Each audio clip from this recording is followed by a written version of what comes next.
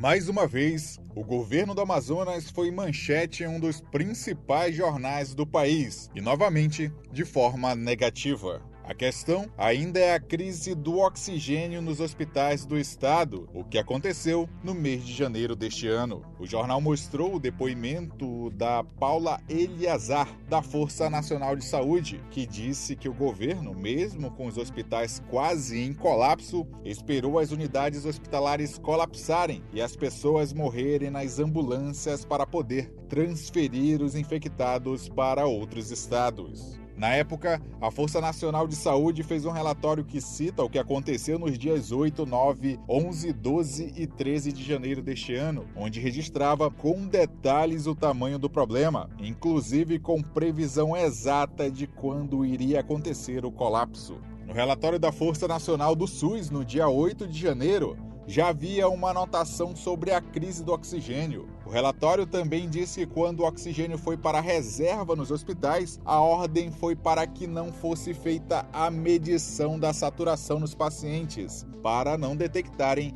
a necessidade de oxigênio, que já era escasso naquele momento. No dia 9 de janeiro, a Força Nacional visitou o Hospital 28 de Agosto. Foi constatado que não era medida a saturação dos pacientes na Sala Rosa 1, pois se fosse medido, os pacientes iriam precisar de oxigênio, que já estava acabando. Foi relatado que o oxigênio seria prioridade zero no estado do Amazonas. No relatório dizia que o colapso iria iniciar na madrugada do dia 14. Conforme nota enviada ao Grupo Diário de Comunicação no dia 7 de janeiro, um dia antes do início do relatório do SUS, o governo do estado disse que não havia falta do produto e que atuava de forma preventiva na rede de saúde.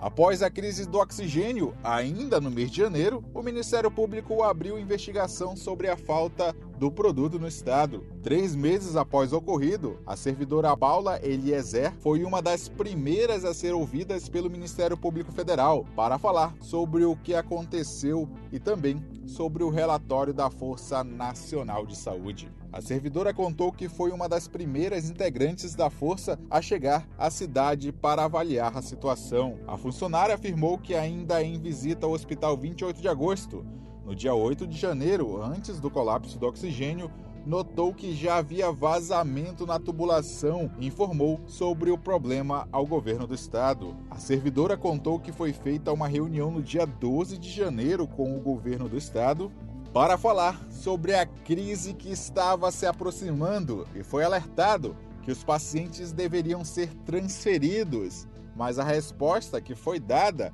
é que isso ia acontecer só em uma situação extremamente crítica. O governo havia dito que a transferência de pacientes para outros estados só seria feita quando as pessoas começassem a morrer em ambulância, quando faltassem leitos e quando chegasse o colapso de oxigênio nos hospitais. 2 dias após o alerta, os hospitais da cidade entraram em colapso. Faltou oxigênio e as pessoas morreram sem poder respirar.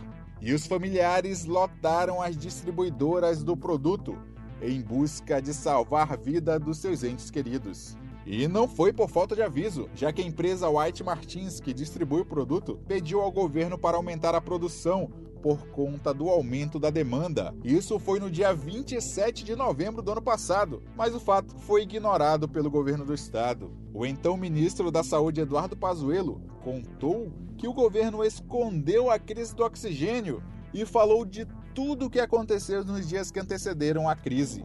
O Ministério Público continua investigando a omissão do governo na crise do oxigênio. Outra investigação deve começar na CPI da pandemia do Senado Federal. Nos próximos dias, a comissão tratou como prioridade a investigação da crise do oxigênio no estado do Amazonas.